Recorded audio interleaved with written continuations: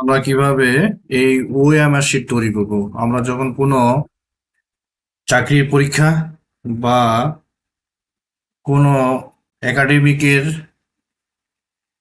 MCQ অথবা নৈর্ব্যক্তিক আমরা যখন কোনো পরীক্ষা দিয়ে থাকি তখন এই ধরনের আপনাদের ঘর পূরণ করতে হয়। তখন আমরা এগুলো বৃত্ত ভরাট করি। তো এগুলো কাজ কিভাবে করবেন এমএস ওয়ার্ডে, সেটি আজকের এই ভিডিওতে।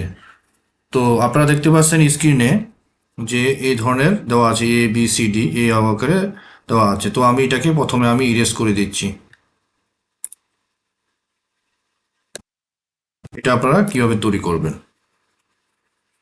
তো প্রথমে যে কাজটি করবেন, প্রথমে আপনারা লিখবেন 24D0, এর ক্ষেত্রে 0, 24D0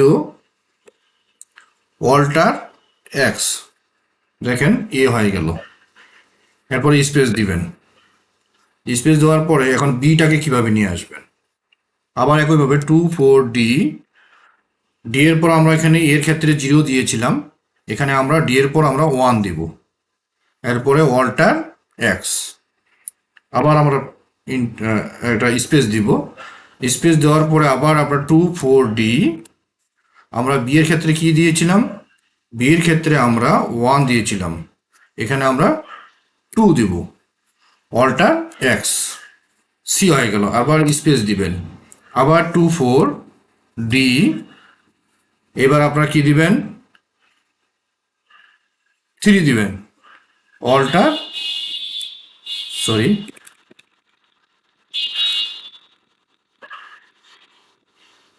অল্টার এক্স প্রেস করবেন। এবার ডি হয়ে গেল। তাহলে আমরা তৈরি করলাম এ বি সি ডি। এরপরে আপনারা কি করবেন? এভাবে তৈরি না করে এটাকে কপি করবেন। কপি করে বাকিগুলোতে আপনারা কি করবেন? পেস্ট করে দিয়ে দিবেন। এভাবে আমার মতো করে পেস্ট করে দিবেন।